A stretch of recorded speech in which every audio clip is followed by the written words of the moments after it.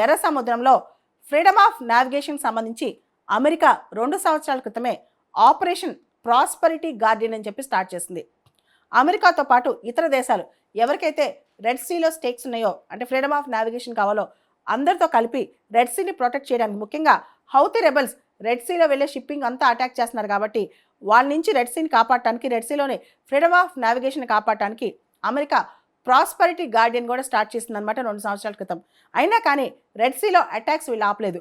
రీసెంట్గా కూడా ఏదైతే అమెరికా డొనాల్డ్ ట్రంప్ ఇప్పుడు హయాంలో 2 రోజుల క్రితం ఏదైతే అటాక్స్ చేసిందో యెమెన్ పైన, దానికి ప్రతీకార చర్యగా రెడ్ సీలో అమెరికా షిప్స్ మీద అటాక్ ఆల్రెడీ స్టార్ట్ చేసింది హౌతీ రెబల్స్. ఖచ్చితంగా మేము ప్రతీకారం తీర్చుకుంటామని చెప్పి US air craft carrier ship ఏదైతే ఉందో హ్యారియస్ ట్రూమెన్ నౌక మీద హౌతీ రెబల్స్ నిన్న అటాక్ చేశారు కూడా ఆల్రెడీ. ముఖ్యంగా హౌతీ రెబల్ గ్రూప్ అయితే ఇజ్రాయెల్కి వ్యతిరేకంగా, వెస్ట్రన్ పవర్స్కి వ్యతిరేకంగా, ఇజ్రాయెల్కి సపోర్ట్ చేసే దేశాలకు వ్యతిరేకంగా రెడ్ సీలో అటాక్స్ ఎక్కువ చేసేస్తుందన్నమాట. ఎర్ర సముద్రం నుంచి పడవలపైన విపరీతమైన అటాక్స్ చేసిందనమాట. సో దీంతో అమెరికాకి బాగా కోపం వచ్చింది హౌతీ రెబల్స్ అంటే. అసలు రెడ్ సీలో మీకేం సంబంధం అని చెప్పి హౌతీ రెబల్స్ పైన అమెరికా విరుచుకుపడింది. ఆపరేషన్ ప్రాస్పరిటీ గార్డియన్ కూడా స్టార్ట్ చేసింది.